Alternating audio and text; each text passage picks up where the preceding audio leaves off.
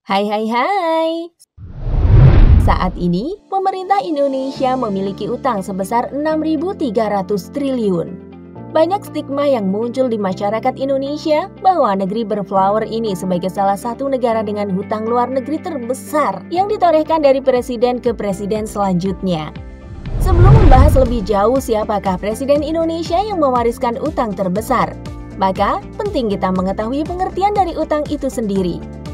Utang adalah kewajiban yang timbul dari peristiwa masa lalu yang penyelesaiannya mengakibatkan aliran keluar sumber daya ekonomi pemerintah, di mana utang pemerintah mencakup pinjaman luar negeri dan surat berharga negara. Sebenarnya, hampir di seluruh negara di dunia memiliki utang untuk memenuhi fasilitas dan kebutuhan belanja negara yang meliputi penyediaan fasilitas kesehatan dan ketahanan pangan, pembiayaan pembangunan infrastruktur, dan meningkatkan indeks pembangunan manusia (IPM) Indonesia. Untuk memenuhi semua kebutuhan di berbagai sektor tersebut, Indonesia tidak memiliki modal yang cukup untuk pembiayaannya. Maka dari itu, Indonesia melakukan hutang sebagai solusinya. Cara hutang ini bukan hanya dilakukan saat era Pak Jokowi saja, melainkan sudah menjadi tradisi turun-temurun. Negara yang memberikan utang kepada Indonesia antara lain Singapura, Jepang, Amerika Serikat, China, Hong Kong, dan masih banyak negara Eropa dan Asia lainnya.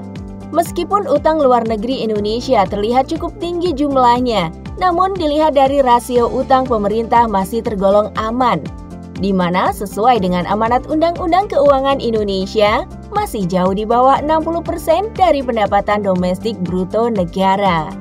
Nah, jika sekarang gambarannya sudah jelas, lalu muncul sekarang pertanyaan, siapakah Presiden Indonesia yang mewariskan utang terbesar? Namun sebelum ke videonya, yuk klik subscribe-nya dan nyalakan notifikasinya. 1. Jokowi. Presiden yang menjabat sejak Oktober 2014 ini berada di urutan pertama sebagai presiden dengan utang pemerintah terbesar. Tercatat berdasarkan data Kementerian Keuangan Negara, Indonesia memiliki total utang sebesar 6.074 triliun rupiah. Nominal yang sangat besar ini sebenarnya disebabkan oleh utang-utang dari era presiden sebelumnya yang belum lunas sehingga dilimpahkan kepada Presiden Jokowi. Inilah alasannya mengapa utang di era Jokowi begitu besar.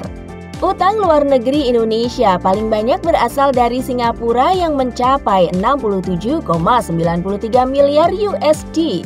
Disusul oleh Jepang sebesar 29,3 miliar USD. Dan Tiongkok 20,03 miliar USD. Selain ketiga negara itu, Indonesia juga memiliki pinjaman dari Amerika, Australia, Austria, Hong Kong, Korea Selatan, Inggris, Swiss, dan berbagai negara lainnya. Di masa akhir jabatannya nanti, banyak ekonom memprediksi bahwa Jokowi akan mewariskan utang kepada presiden selanjutnya dengan angka 10.000 triliun rupiah.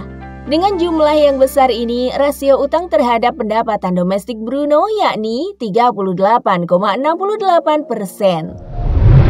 2. SBY.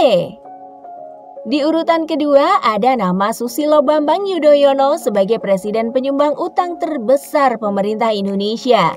Di era Presiden SBY, ia mendapatkan warisan hutang di era masa transisi Megawati yang totalnya mencapai 1.298 triliun rupiah. Kemudian, angka itu terus membengkak di masa 2 periode jabatan SBY menjadi 2.608 triliun. Dengan utang sebesar itu, menurut data Bank Indonesia, rasio utang terhadap pendapatan domestik Bruno yakni 34,68%. 3. Megawati. Di urutan ketiga ada nama Presiden Megawati.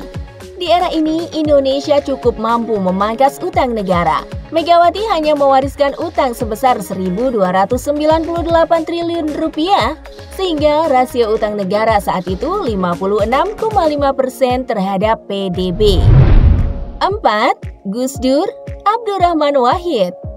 Sejak dimulai masa transisi pergantian jabatan dari Presiden Habibie ke Presiden Abdurrahman Wahid, sudah mewariskan utang senilai 938 triliun rupiah.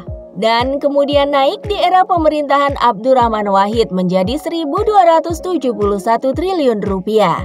Saat itu, rasio utang negara berkisar 77% dari PDB. 5. Habibie. Utang terus berlanjut. Di era Habibie setelah Soeharto dilengsarkan pada tahun 1998, warisan utang negara itu pun diberikan kepada Presiden B.J. Habibie. Proses akumulasi utang pun terus berlanjut di era Presiden Habibie. Bahkan, Habibie tercatat sebagai presiden yang membuat utang Indonesia makin besar hanya dalam waktu singkat. Saat itu, rasio utang terhadap PDB berada di level 85,4%. Sehingga utang di era Habibie sekitar 938,8 triliun rupiah. Sementara PDB 1.099 triliun rupiah. 6. Soeharto. Setelah pergantian presiden, Soekarno pun mewarisi utang pemerintah ke tangan Soeharto. Menurut data, utang di masa pemerintahan Soeharto berada di kisaran 551,4 triliun rupiah. Sementara PDB saat itu di kisaran 955,6 triliun rupiah atau 57,7% terhadap PDB.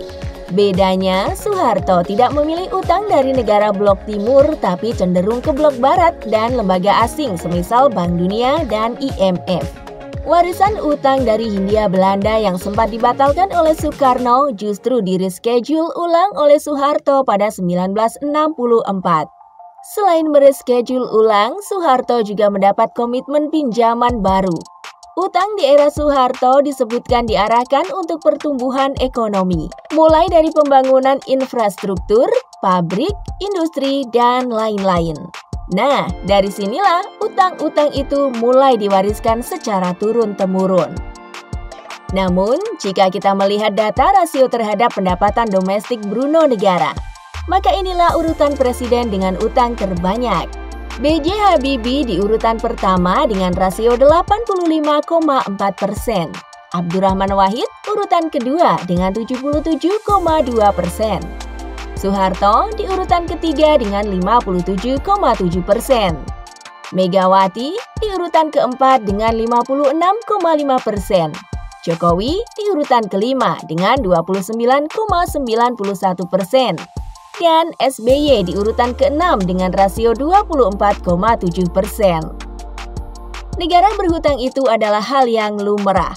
Bahkan meski di era Pak Jokowi utang Indonesia terlihat bengkak, selagi angka rasio terhadap PDB di bawah 60% masih tergolong aman. Itu artinya kita sebagai rakyat tidak perlu panik bahwasanya utang negara masih dikelola dengan baik, terjaga, dan hati-hati. Terbukti dari rata-rata defisit Indonesia selama 10 tahun terakhir termasuk yang paling kecil di dunia. Oke guys, itulah rangkuman mengenai data utang terbanyak di Indonesia. Kira-kira bagaimana menurut kalian? Jangan lupa tulis di kolom komentar and see you next video. Bye-bye!